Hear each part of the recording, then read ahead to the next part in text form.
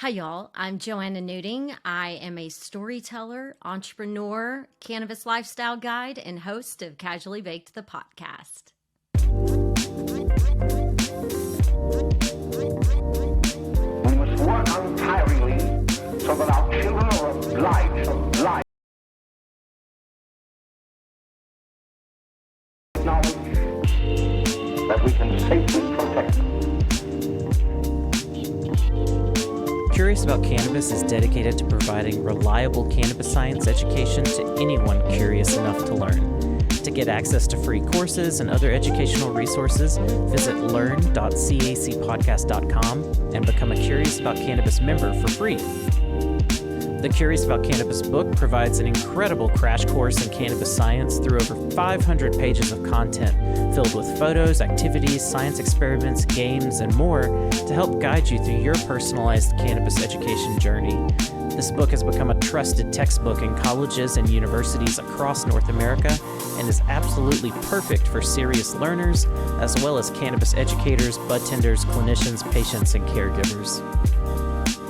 And special thanks to the many individuals, companies, and organizations that have helped Curious About Cannabis meet our mission of becoming the #1 trusted source of cannabis science education on the planet. This includes organizations like Credo Science with Ethan Russo, The Kenigma, Treadwell Farms, The Spellman Report with Kevin Spellman, The Workshop, Green Earth Medicinals, CBD National, Magnolia Botanicals, and more. Visit cacpodcast.com/sponsors to learn about our sponsors and go show them some love for helping us spread cannabis science education far and wide to anyone curious enough to learn. If you like Curious About Cannabis, consider checking out some of these other learning initiatives by Natural Learning Enterprises. Life, mysterious and ephemeral, breathtaking, yet fierce and unyielding, grounding, yet transcendent. It's a curious thing. Let's explore it together.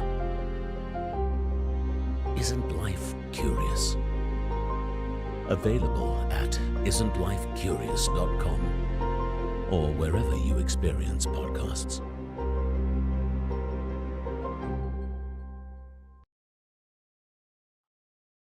And now, back to the show. Hey everybody, this is Jason with Curious About Cannabis. Thanks so much for tuning in once again.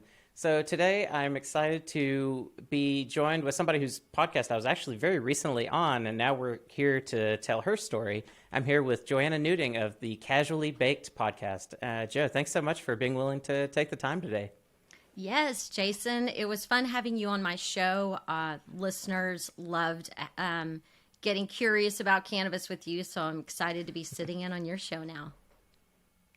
Absolutely. Well, it was fun getting to know you as we were trying to prepare for your show, and through that process I was like, well, I definitely want to connect my audience to your story for multiple reasons. One, because I personally relate to it in a lot of ways. We've gone through a lot of similar struggles as educators and content creators in the cannabis space, but also even there are some kind of personal details to our stories that are kind of parallel that I'm excited to dive into and unpack, and to really just get right into it. One thing that I wanted to immediately point out to the audience I think is really cool about your story is that there was a point in your life where you decided, I want to live authentically. Not sure exactly what that means or how I want to do it, but I'm going to get rid of all my stuff. I'm going to go explore a little bit and try to figure out how to, I guess, kind of reintegrate myself into my own life, which I have gone through a very similar process and I think is extremely important. So let's start with diving into that experience. What led to that kind of realization of like, I don't feel right in what I'm doing now and I need to figure out a new path? Yeah, I was a marketing director managing 6 brands for a big real estate developer in Austin, Texas. I was working like 60 hours a week. I had a really packed social schedule. You know, a lot of what I had to do in my job was entertaining people. And the way I recharged was using cannabis. The way I was creative was using cannabis. And I lived somewhere where it was frowned upon. And so I felt like I was hiding who I was and my secret weapon for being able to do my job. And just overall, you know, drinking too much, not feeling healthy, not feeling happy, starting to feel very disconnected, even though I was constantly surrounded by people. And I just felt like pulling the ripcord and just like resetting, because, you know, I tell people I felt like I'd picked the wrong dream. Like, okay, at this trajectory, I don't want to know where this is going to end up. Like this, I need to stop. So I made a decision to, I gave a 2-month notice to my employer, and I started giving away all of my things. I sold my car, and I moved to Bologna, Italy. And for the next 16 months, I just learned the art of doing nothing. I journaled. I you know, wrote stories about what was coming up for me in my meditations, because when you're a workaholic and all of a sudden you grind those gears to a halt, the anxiety was real. I mean, I would wake up in the morning feeling like I needed to be somewhere, but I didn't have anywhere to be, and it caused panic attacks. So, you know, that first little bit of time in Italy, I was just like, what have I done? And, you know, it takes a while to deprogram.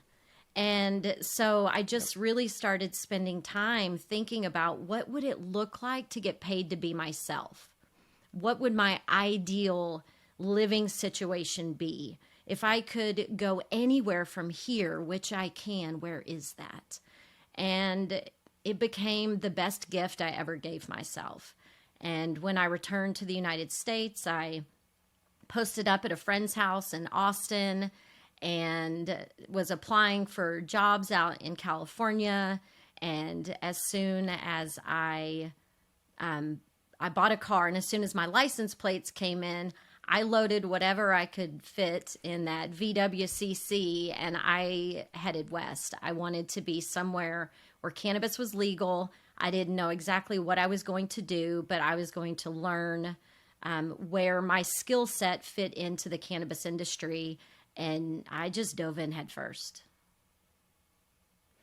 So. Yeah, I mean, it's really incredible, because I think a lot of people feel the way that you described, that like I'm on this trajectory, this dream that is not actually my dream, and it's leading somewhere, and it sure is like carving out a path that is moving fast in a direction.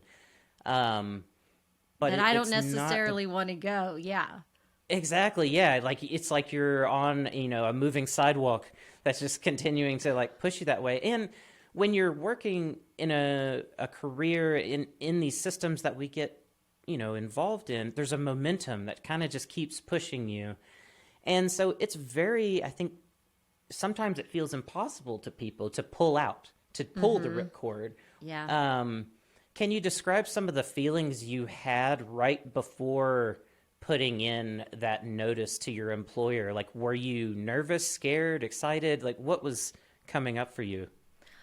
Well, the first thing that I did was I hired a career coach, and I told her that I wanted to live abroad. I needed to have a different experience, but I didn't want to give up my job. And so I spent several months creating what a work abroad trial would look like, still working for my employer.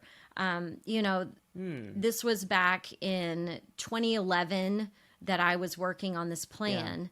Yeah. And, you know, we had voice over IP phones, and, you know, there were ways to have meetings, not like we do now, but it was possible to not be in the same room with somebody and get my job done.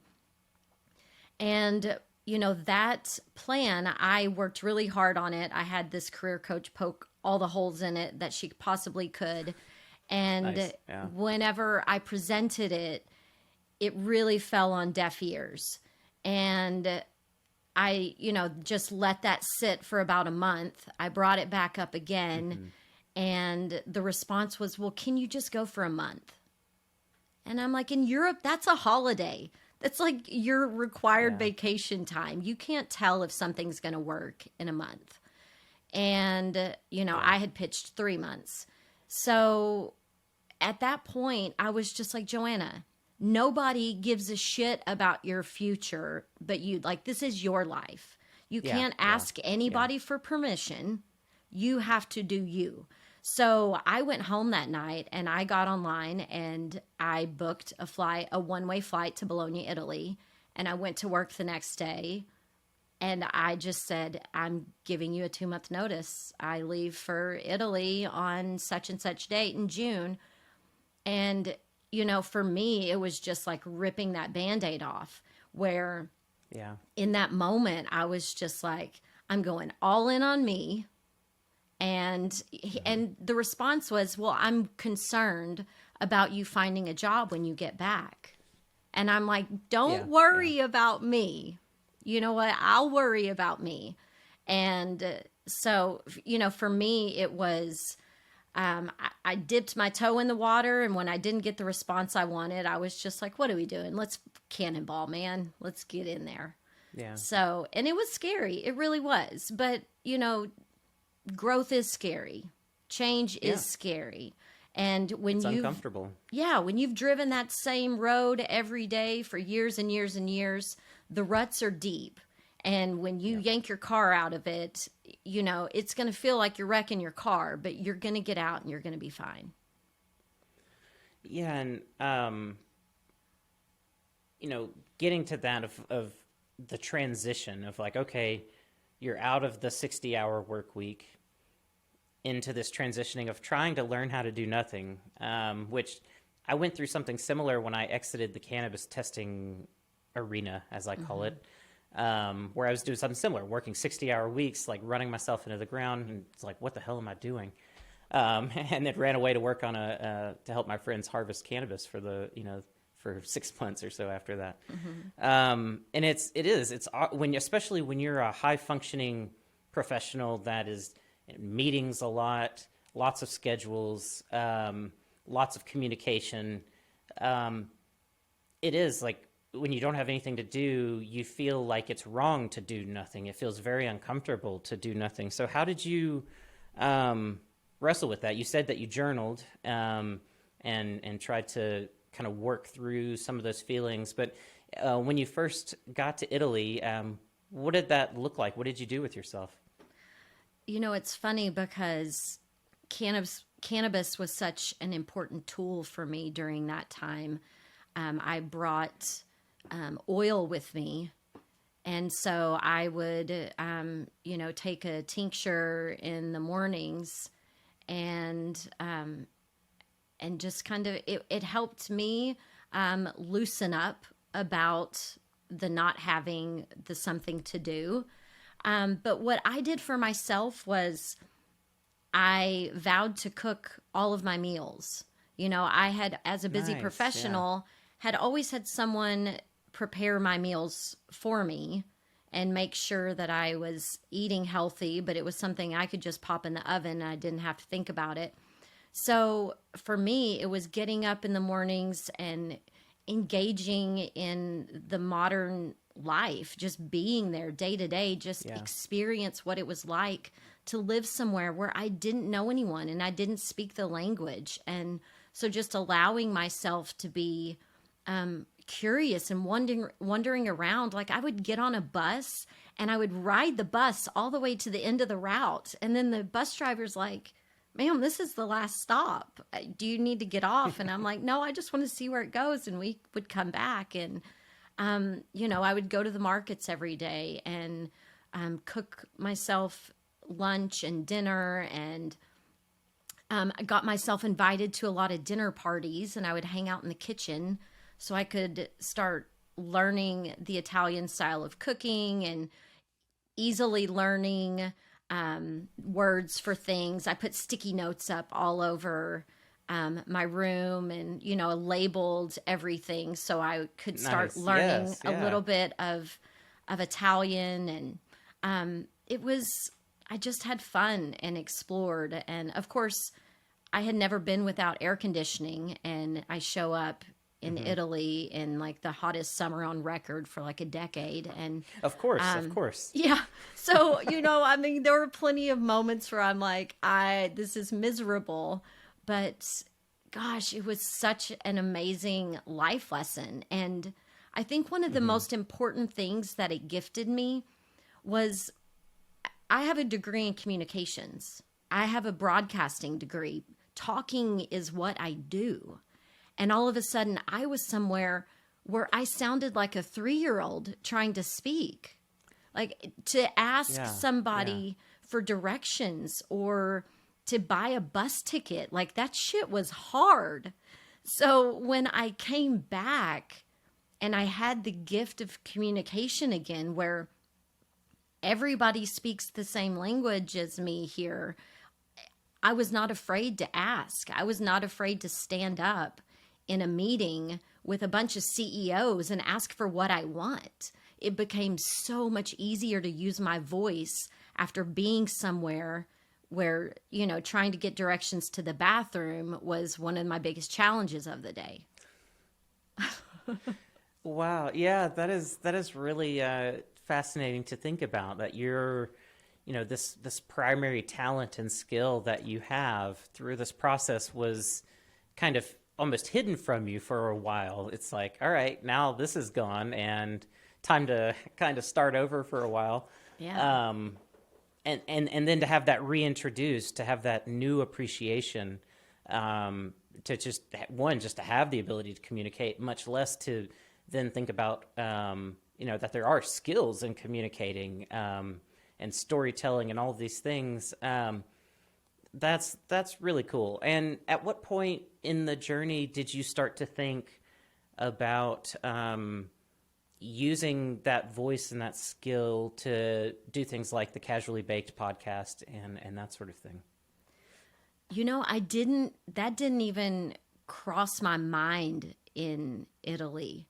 I knew that I wanted to be in a cannabis legal state. Like, to me, that was the most important first step, was living somewhere where I could be me and it wasn't illegal to be myself. And it wasn't until I got to California and I recognized, holy shit, these people are in a bubble. They're talking about cannabis, and these are conversations that I've never heard before. These are things that nobody in Texas is talking about this stuff. They don't know what this means. Everything is still indica sativa. I don't even know if anybody even knew what a fucking hybrid was. And to then be somewhere where now we're talking about terpenoids and cannabinoids and, varying ratios and all these different methods of consumption and different styles of growing. Like, this was something where I immediately knew that the way I could help grow the industry was to create educated consumers, use my voice to teach people how to ask the right questions, how to evaluate whether or not something was quality. Those sorts of things were non-existent. I mean, now there's all these certifications that you can get, or you could go to Ganjier school if you want to. But in the beginning, I was just buying books and reading and organizing information into flashcards and things so that I could teach myself, and then recognized, wow, like, okay, I have dumbed this information down enough that I think I could teach the soccer mom or, the elderly couple who, is retired and now they live somewhere legal. Yeah. Like, I think I could teach these people. And so just putting all this information together, I started doing what I called being a cannabis lifestyle guide. I was meeting people at dispensaries to help them do personal shopping, teaching them how to read the menu, that sort of thing. But I was living in the Bay Area, and traffic's a nightmare, and it costs a fortune to cross a bridge. And I just was like, okay, pause.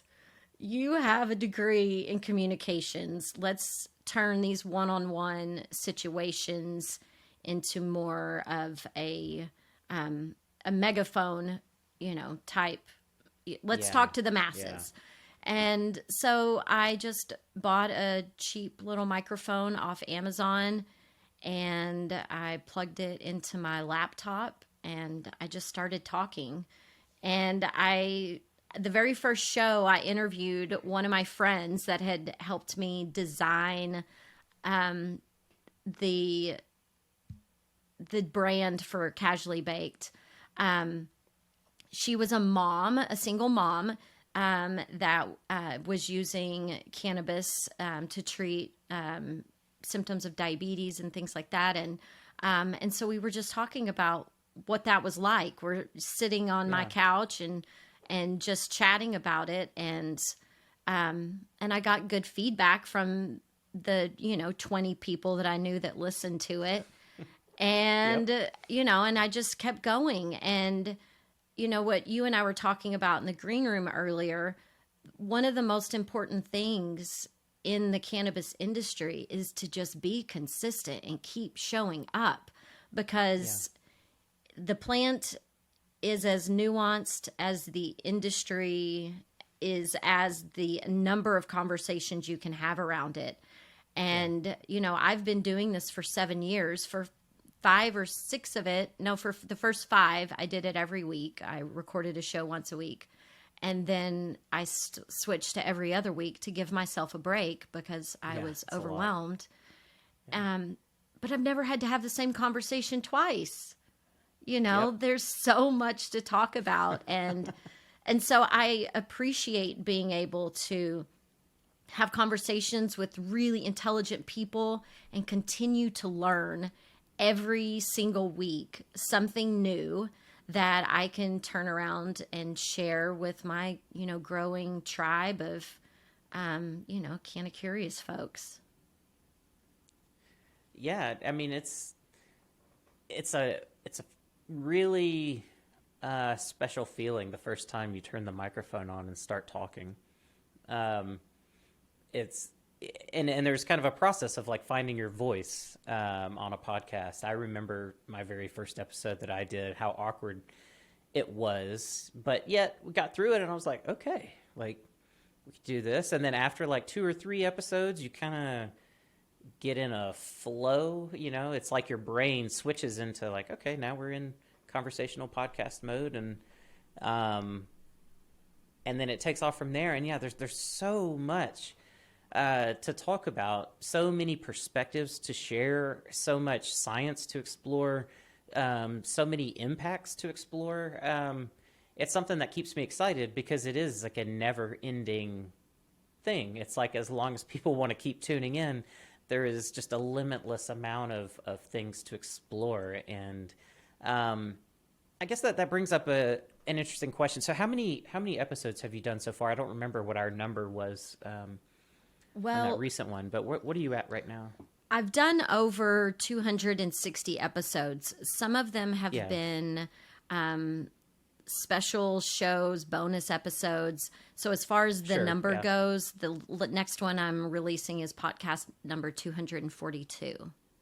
Wow, that's amazing. I still haven't gotten to 100. I'll get there in a few weeks, but that's really awesome. And out of those conversations, what are some, 2 or 3 that really stand out to you that kind of either changed the way that you thought about cannabis or just like really impacted you to motivate you to continue doing the work that you're doing? One person that has really impacted me with his story, is Johnny Casale at Huckleberry Hill Farms. Oh, yeah. You know, he is a second generation cannabis farmer. You know, he learned from his mother, and he served the mandatory minimum as a young 20-something kid for growing cannabis. And so he's someone who has served time for cannabis and who is now a licensed cannabis producer who is turning out some of the most like terp fueled, amazing sun-grown flower ever, and doing some amazing collaborations with, you know, people like Willie Nelson and Willie's Reserve, and just really being a voice for, you know, the Humboldt County community, Southern Humboldt particularly, and, you know, just doing the right things and being a steward of the land. Like, he's just somebody who, if I'm going to buy cannabis, he's the one that taught me how fabulous and important it is to know your grower, you know your farmer. And if I don't know my farmer, I'm only 1 degree of separation from that farmer. Otherwise, I don't want the flower, because there's so much that goes into the growing of good cannabis and the love and intention. You know, this is medicine for me. And so, you know, if somebody's a rec user, they can roll their eyes and go in and get whatever, you know, indoor that they want or whatever. But for me, I'm like, I want to know my farmer. I want my cannabis to be kissed by the sun. And so, like, you know, these sorts of things are, these conversations inspired me to up-level myself as a cannabis consumer. Another guest that I really loved, Stephen Halpern. He's like the godfather of sound healing music. And okay, cool. And so it was fun to talk with him about the research that he was a part of, you know, pairing the importance of music and what music and frequency does to our own bodies, but how, as you know, plants are also sentient beings. And so what sound can do, you know, for our plants as well. And just the importance and value of pairing our cannabis experience and meditation and sound healing. That was just a really beautiful conversation. Wow. Yeah. Trying to I mean, it's, you know, it's like a well-known thing to most people that have used cannabis, that cannabis and music definitely go well together. But it's true. There's a lot of therapy to be had in sound and vibrations like that. I had a buddy of mine a long time ago. We were in college or something, but I remember he did some sort of project on music therapy, and that was kind of my exposure to a little bit of that. But it's when you really get into the details of what's been studied and some of the outcomes that we've seen, I mean, it is really amazing what sound can do and influence, and especially when you pair that with something like cannabis that really gets you in the moment and really, you know, focused on your senses. That's and of course, obviously, I'm a musician too, so personal interest in that. But that is really cool. I need to look up that. I'm going to go listen to that, because that sounds really, really fascinating.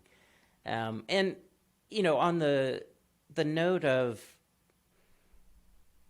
you know, the legal side, having to deal with growing up somewhere, because you, like me, coming from the South, you're exposed to, you know, prohibition, and you're very aware of the risks and what can happen. And like you mentioned, when you went to California, you realized how much of a bubble it was. That was my exact experience going to Oregon from Mississippi. I was like, oh my gosh, y'all have no idea, like, what is going on outside of this bubble. I mean, you know, they do to an extent, but it's just very different when you've grown up in a place where your entire life will be ruined if they catch a gram of cannabis in your car. You know, like, we're not even talking about growing plants. We're talking about just like, I've had friends get arrested just for having pipes in their cars, and they went through a sobriety checkpoint, you know? So it is a very unique experience. And I know that, again, like I said, you and I have a lot of interesting parallels. You, like me, just moved back to the South.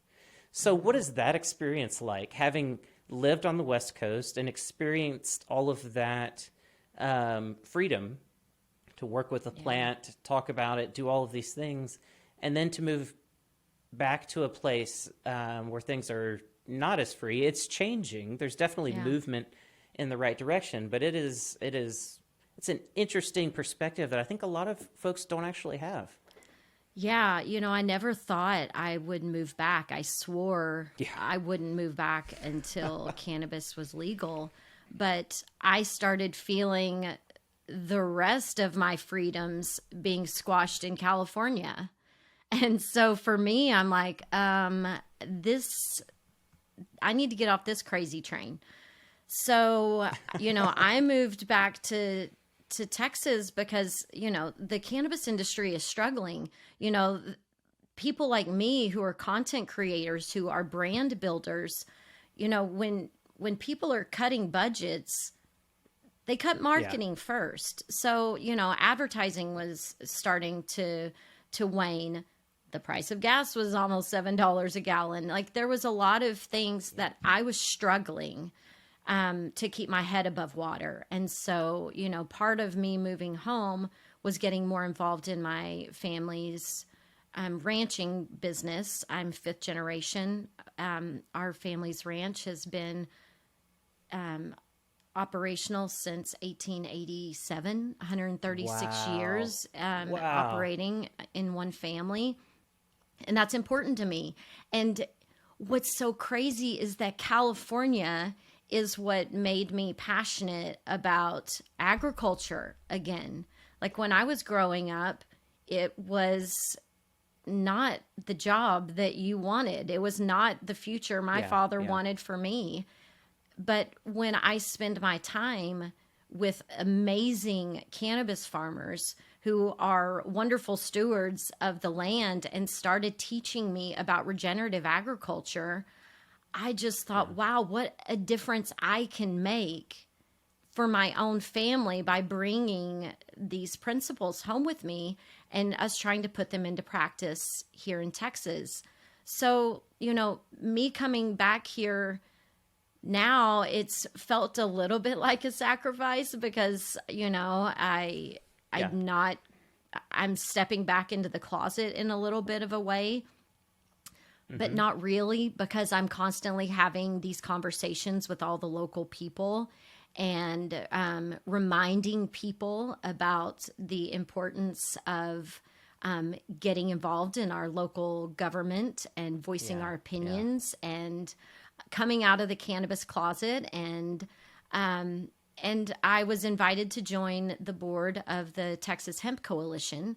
And, you know, the Texas legislative session is active right now. And so I've just hit the ground running there. I'll be at the Capitol tomorrow all day having conversations about a couple of bills that are on the table around hemp. And, you know, it's like, oh, yeah, you're talking about hemp and you don't have legal cannabis there. But, you know, it's baby steps. And, you know, being able to have hemp as feedstock for our animals on our ranch is very important to me.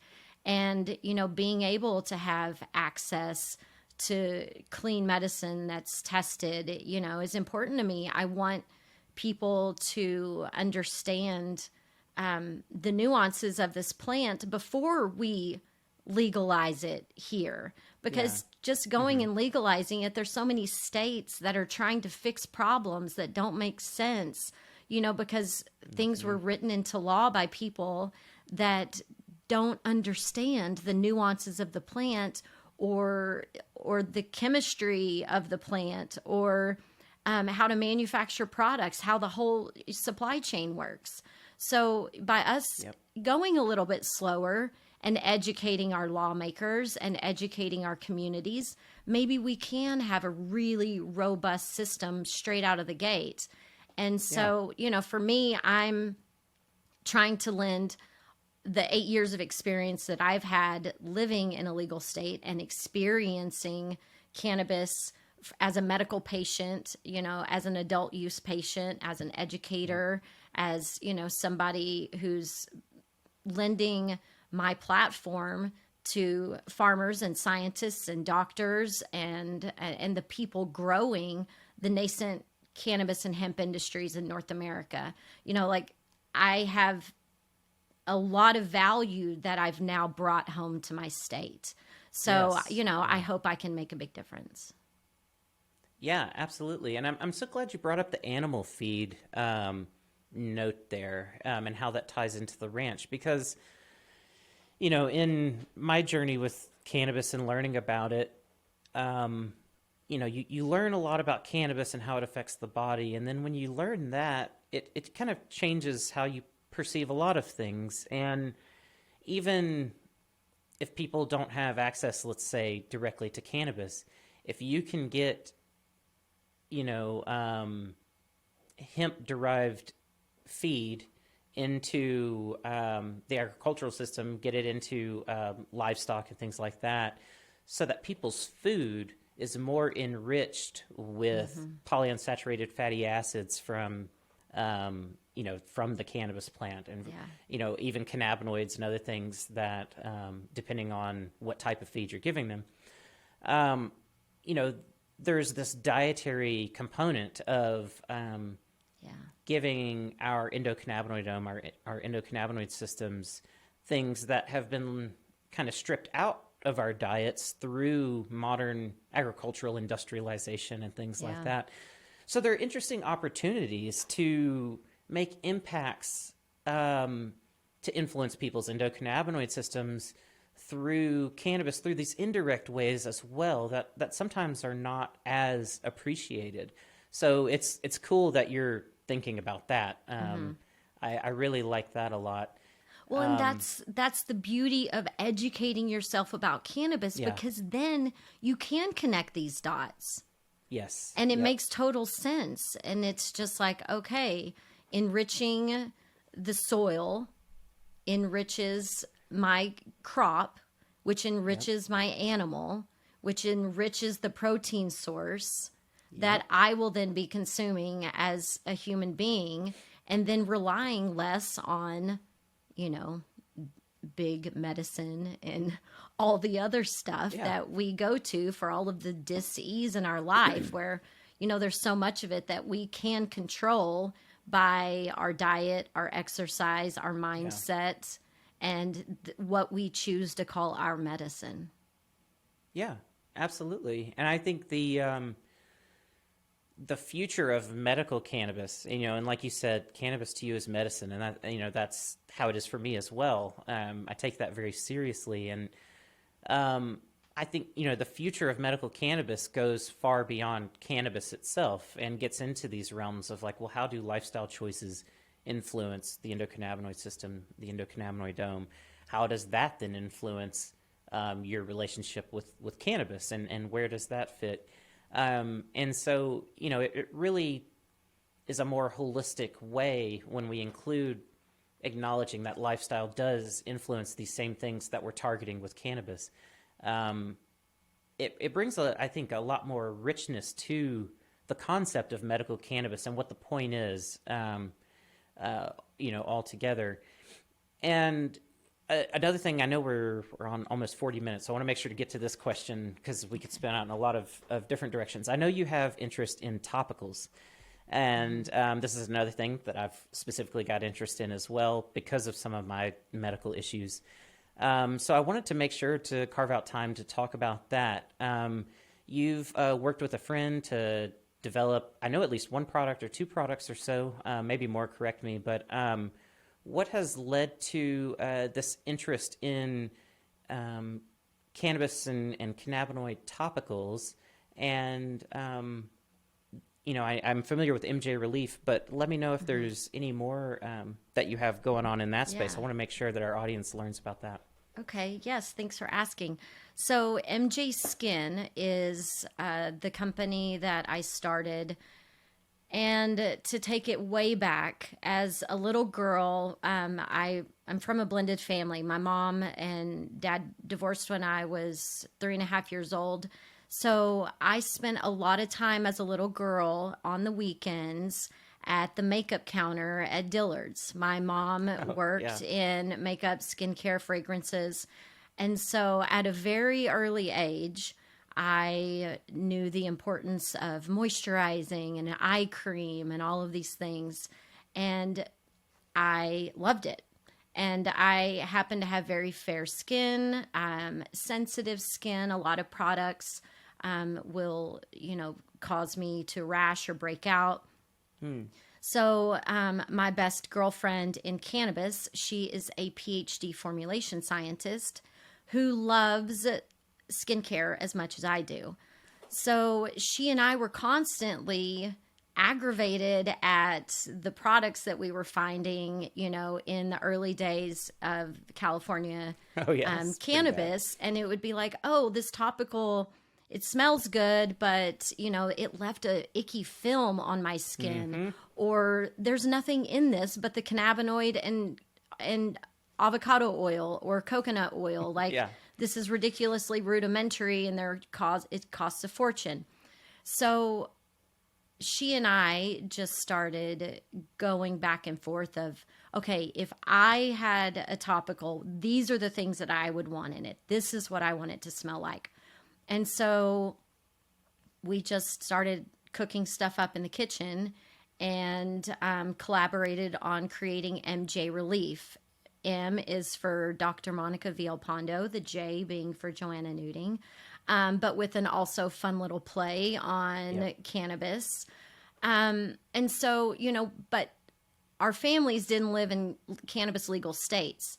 So we decided to use what we knew about the entourage effect to create a topical that used hemp-based CBD with a range of other ingredients that had the same moisturizing, skin soothing, pain relieving qualities, and that we could sell 50 state legal. So, that first product went, the timing couldn't have been more terrible. I basically paid the manufacturer to get things going, and about 4 or 5 days later, the whole entire world shut down for this COVID stuff. So the line of products kind of just stopped for a hot minute. And so now I am back in creation mode. And the concept is to finish out this line. But I'm kind of a lazy skincare gal now. I don't want 10 steps to moisturize my face. Now that I'm 46 years old, and, now it's like you need the eye cream, you need something around your lips, you need something, you make sure you don't have turkey neck and, the wrinkles on the forehead. There's all these things that you have to start thinking about. Well, I want all of that in one product. Yeah. So the other thing, we made our MJ Relief a unisex scent because I'm not just trying to formulate for women. We care, we all have aches and pains. And men need to take care of their skin just like women. Our skin is our largest organ of the body, and it's the one that people tend to neglect the most and abuse the most. So coming up will be a face cream, a body cream, and a scalp formula. So we're covering that way. The skin is covered head to toe. I deal with a lot of scalp issues, having sensitive kind of eczema style skin, if you will. And so, that's something that's been important to me. Again, a face cream that works for both men and women. It's unisex. It's one-stop shopping. And then one for our whole body. So the thing that I love is that there's so many amazing cannabinoids in hemp and cannabis. And CBD is drying for our skin. And if you have sensitive, dry skin and people are trying to sell you CBD skincare products and you keep trying all of these different ones and you look like a lizard, you're like me. And that's like, there's so many other cannabinoids that can help us. So what I'm doing with MJ Skin is introducing customers to an array of cannabinoids and a variety of terpenes that are specifically designed for our scalp, our face, our body. And then, of course, MJ Relief will still be there for what aches and pains you. That's cool. I really like that a lot because I have eczema. I have a situation where my hands constantly peel to the point that they'll just bleed. You know, it's just like never ending. It's so I relate to this problem in a big way. It's something I've dealt with my whole life. Started when I was a little kid and has never stopped. Although for whatever reason, when I lived in Oregon, it wasn't as bad. And once I came back to the South, it's flared up quite a bit. I can tell you what I think that is. What's Part going of on the there? thing about the Pacific Northwest is that we get amazing fruits and vegetables and food, and people care a lot more about their diets. Me coming back to Texas, I've gained a couple of pounds being back here. It's harder to find the brands of things that you shopped for before, or being able to go to the grocery store and get the array of organic products. You know, I'm in a smaller town now in Texas. It's not as easy to eat as healthy, and that matters. Like, that stuff expresses itself in our skin. You know, and another thing too is the minerals. You know, the basic building blocks of life that are supposed to be in our food and our water get stripped out of said food and water. So, you know, it's so important, especially when you are somewhere where you're not growing your own food or you're not able to go to a robust farmer's market, that we're supplementing with really good minerals. So, and I have some, it's called Myo2 Meds is the brand that I use, but it's ionic minerals where it is 100% bioavailable. I put it in my water and, you know, it's all the basics. And, you know, people don't talk enough about shitting, the importance of shitting. Like, this is part of these minerals. If you're taking all the minerals that you need, you are detoxing your body on the daily. Right. Yeah. Yeah. Just getting things, just cleaning out. Yes, clean it out, clean up your diet. Look at, you know, what you are and aren't, you know, eating. And, you know, and if you, some people, they hate vegetables. They don't want a salad. They don't want they don't want greens. Then fine. If you don't want that stuff, great. Eat like a child, but put minerals in your water. At least do that. At least do the slightest thing you can do. And actually, adding minerals to your water, it actually, I mean, in my opinion, makes it taste better because I don't know if you compare and you drink water that is like just pure water, which I've done for fun before in the lab, because, you know, in the lab we get like the most pure water you can get, and it's weird.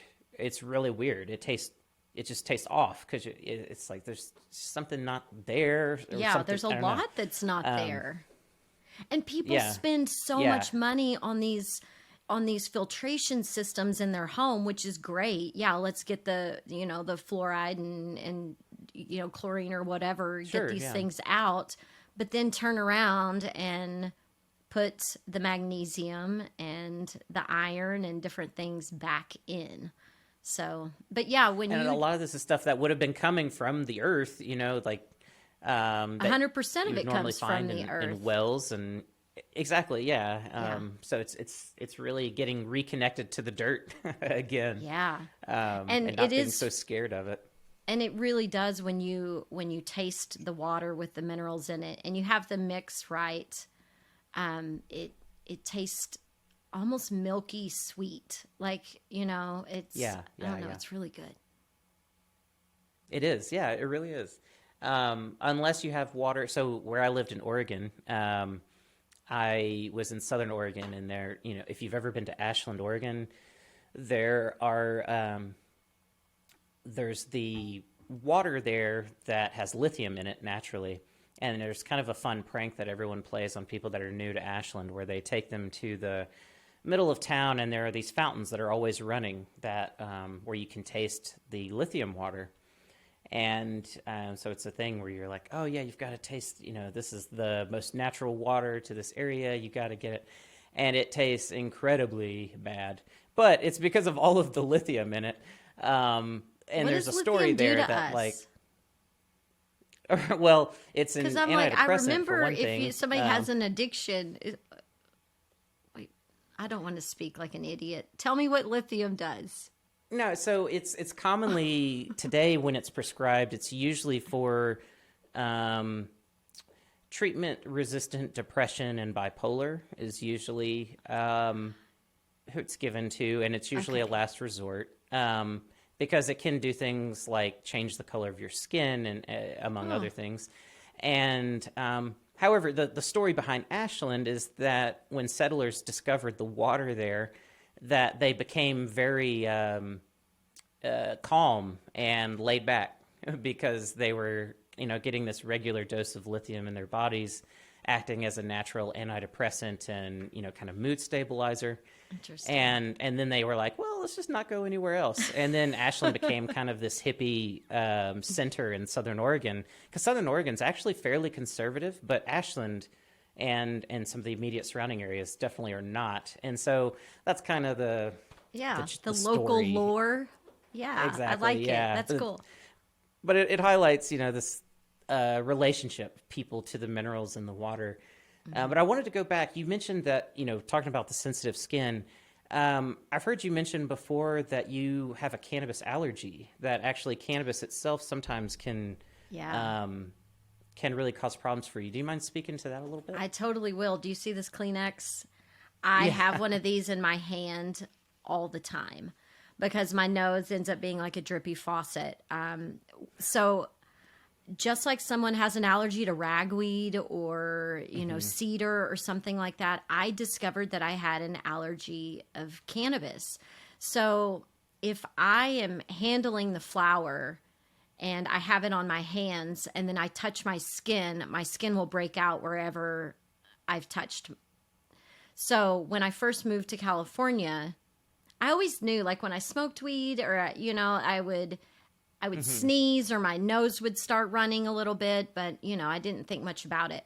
Well, when I moved to California and I was trying to find my way and I was sleeping on someone's couch for free in exchange for helping with their indoor grow. And then I was also trimming. And so one night I was in charge of, the next day I was going to be in charge of getting all of these boxes of flour to the different people who were trimming that day. So I had like 8 boxes of weed stacked up in the room I was sleeping in, and the windows were open. I woke up the next morning and my eyes were swollen shut. And I was just like, oh, like I really am allergic to this stuff. So I would have to trim with like gloves up to my elbows. And so what, as a consumer, how that translated a lot was a lot of topicals and things would just make me break out. If they had a high concentration of the cannabis in them, then I would just itch. I'd put it on and just itch like crazy. So that was another reason why we were trying to formulate without using the full spectrum plant material for people who do have sensitive skin and do have these like weird allergies. Like, how could I create a product that utilizes the benefits, but that's made for people with sensitive skin? Well, this is really important to highlight because there's there's several kind of dogmas that circulate in the cannabis industry. And one is that, all products should, only have, basically raw, full spectrum extracts in them. We, shouldn't be trying to recombine things or whatever. And I've pointed this out before to folks that, like, if you're able to have that perspective, that's actually a very privileged perspective, because there's a lot of people that want to interact with cannabis and get benefit from cannabis, but have certain limitations, certain, different things, allergies, THC sensitivities, terpene sensitivities. I have a friend of mine who isn't necessarily allergic to cannabis, but the terpenes themselves, he's very sensitive to, so he can't be around extraction at all, because as soon as the terpenes start to get into the air, his airways will close up. He gets bad headaches, pretty severe, and it's a sensitization, exposure sensitization. He worked in labs a lot, and over time, it got worse and worse and worse. And, some allergies and sensitivities are like that. And I just, for everyone listening, I just want to point out that your experience with cannabis is not necessarily someone else's experience with cannabis. And I always try to discourage dogmatic thinking and trying to come up with these sort of absolute rules around best products or whatever, because when you do that, you're always ignoring a host of people that matter. I mean, there are a ton of people that can get benefit from cannabis and have to do it different ways. I know people that can only use isolates, and, isolates get a lot of bad rap. However, I know people that get benefit from them, and that's all they can really do. And they have other issues with extracts and flower and other things. And so I just wanted to kind of put a pin on that to really emphasize, how your story, I think, is relatable probably to a lot of people out there that often feel forgotten by the cannabis industry, because there are some people that don't even believe a cannabis allergy is real. I've had that conversation with people before. Yeah, well, which is insane, because it's like, it's a plant. And right, yeah. It's not special in that way. Yeah. But, one of the greatest things that I did for myself, and I think is, and it's even more readily available now than when I did it probably 5 years ago, is the epigenetic testing. Like learning exactly how your body's DNA and endocannabinoid system work together. For me, in the early days, there were less data points, but now there are so many more data points. I still use my same test, and they just continue to update the data, and I can go online and look at it. But, some people are extremely sensitive to THC, or they metabolize it very slowly. I metabolize CBD super fast, and I'm a moderate metabolizer of THC. I know my receptor count, my CB1 and CB2 receptors. So when you learn these little nuances about yourself, then you can really dial in your experience with cannabis. And, for me, it was trying to figure out, is cannabis my friend? Because I had the evidence of dementia and Alzheimer's throughout my family.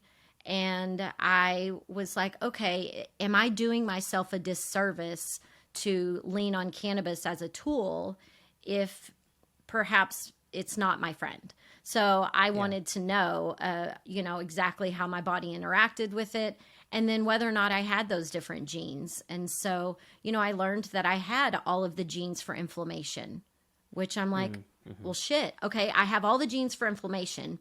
I learned that I metabolize CBD like a racehorse. So I'm like, oh, I need to double down on CBD. So I consume CBD 3 or 4 times a day, because I know that it's going to help with the inflammation, and I know that I metabolize it quickly, so I need to present it to my body more frequently. Like, that's next level shit when you're using cannabis as a tool. And so, that kind of stuff is available to everyone. We don't have to guess. We can know, and then move forward in a way that we feel really confident. And then when we do need to go to the doctor, we can have an educated conversation about these things. Right. You're much more empowered. And which, if you don't mind sharing, because I've done one of these DNA tests too, I'm interested. Which one did you do? So I worked with the Apiron Center for Human Optimization. So That's a it fancy is. It's a company. They're based out of North Carolina. They also have an office in Austin. And my particular epigenetic coach, he was a cannabis fan and a music guy, musician. And so he was working at Apiron on some sound healing type stuff. And they allowed him to start like creating this cannabis protocol. And he created the test and like, you know, what markers do we look at and all of these kinds of things. And so that he found me. And, and so I talked to him about it. I went through the process. And of course, you know, we also looked at sleep and foods and exercise and all the different things, like, you know, basically creating my ideal shopping list, basically. Right, your profile. Yeah, and these are the types of exercises and, you know, the amount, the moderation, these kinds of things that really helped me just dial in what's good for me, not what's the fad diet of the month. What is like, oh, eggs were good for you, now they're not good for you. Beef was good for you, now it's not good for you. You know, avoid butter. Oh no. Yeah, so it's just like all that shit, all the hype, all the nonsense. I didn't have to get on anybody else's train. I could just be on my own and not have to worry about it. So this particular company, they have, you know, supplements and things like that, but, you know, they work with professional athletes, C-level executives, people that are really just trying to optimize their bodies for their lifestyle. Yeah. That's super, super cool. Yeah, you know, it's fascinating to even have these options because, again, we're talking about how, you know, the bubble that a lot of these legal cannabis states live in, and then coming back to a place like the South where, you know, they're kind of wrestling with issues that are 10 to 20 years in the past for a place like California or Oregon. Talking about these kinds of ways of thinking, like, you know, you could actually get an interesting profiling of your body through DNA testing and get a good sense of what your obstacles might be. If you haven't run into them yet, you might, you know, get a sense of what might be down the road, what sort of predispositions, you know, genetically that your body's likely to have, how you process food and cannabinoids and all of these things. It really is next level, and it reflects kind of a trend in modern medicine towards this individualized healthcare model, trying to understand that when we're treating a person, it is an individual.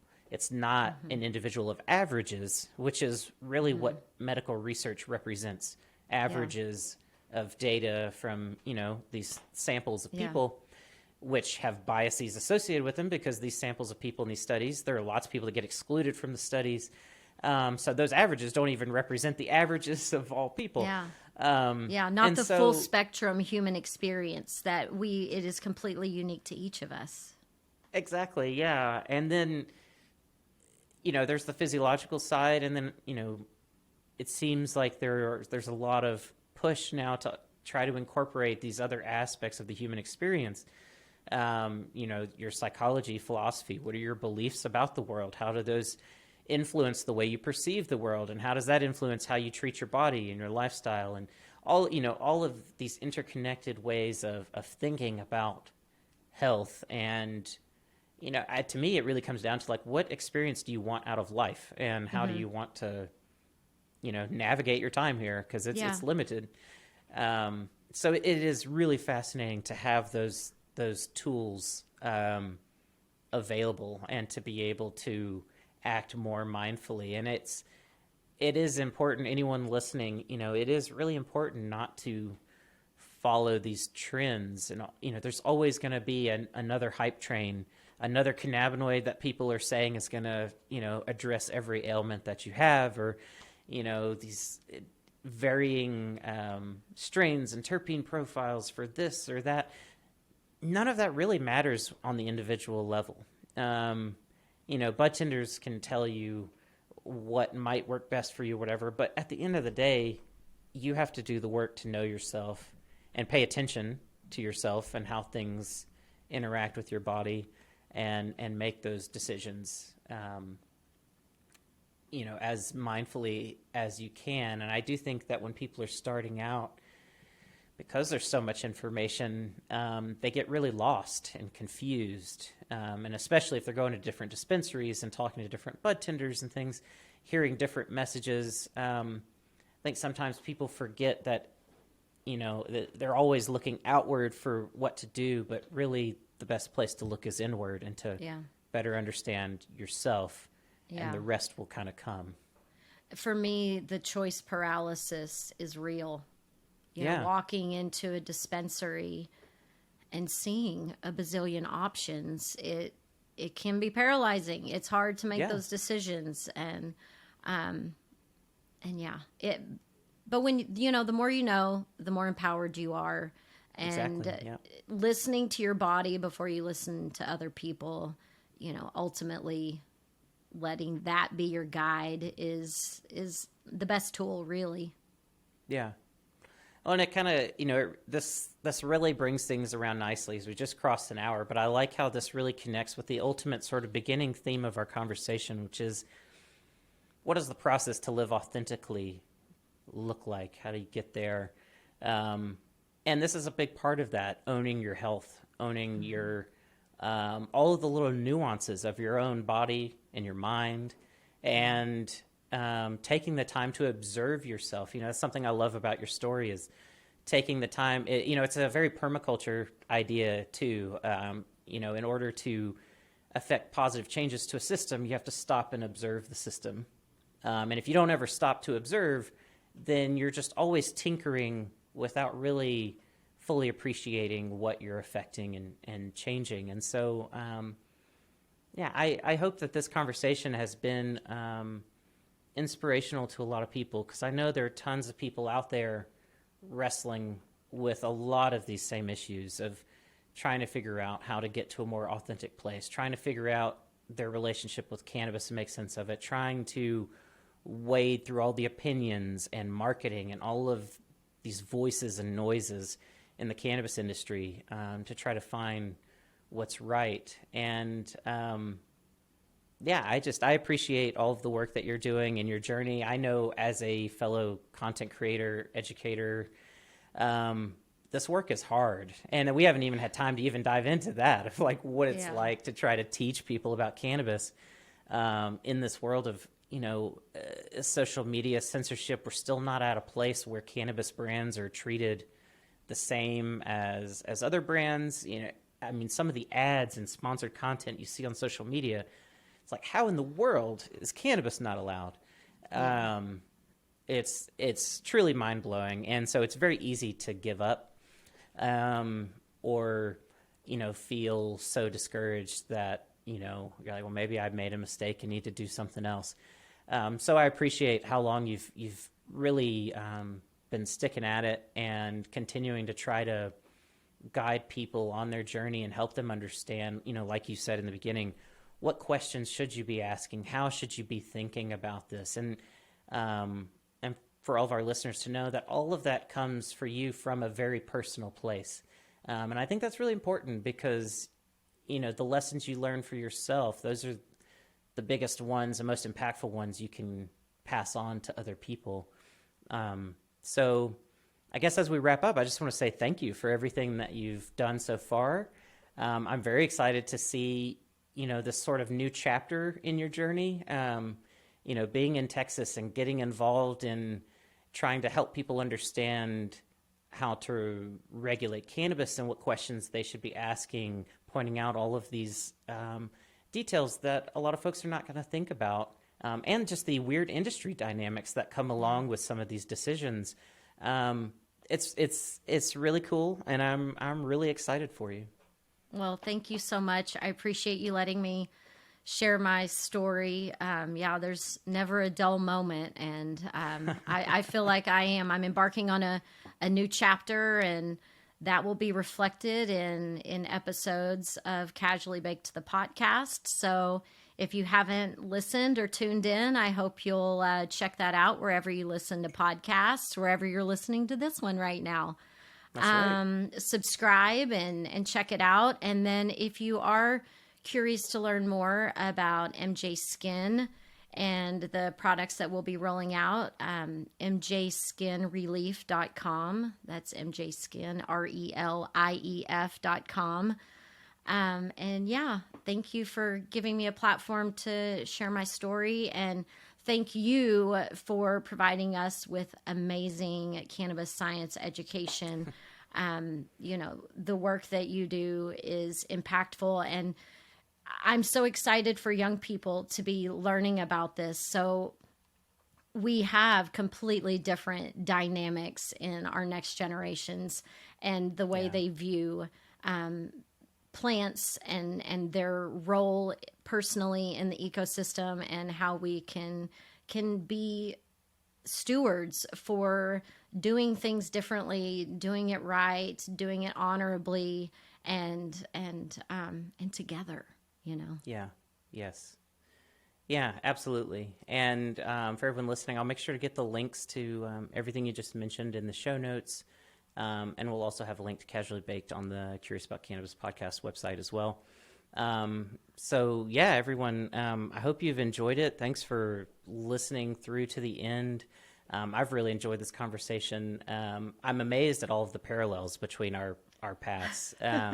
It's really cool to meet someone else that, is on like a totally different journey, but is just going through such similar changes at the same time. It's really cool. So I'm happy to know you, and I'm happy to connect you with our listeners. And those of you listening, if you want to learn more about Curious About Cannabis, you probably already know how to do that, but go to cacpodcast.com or search for us on Instagram, Facebook, Twitter, LinkedIn, and YouTube. YouTube is really trying to do more video content, so you can find the video for this.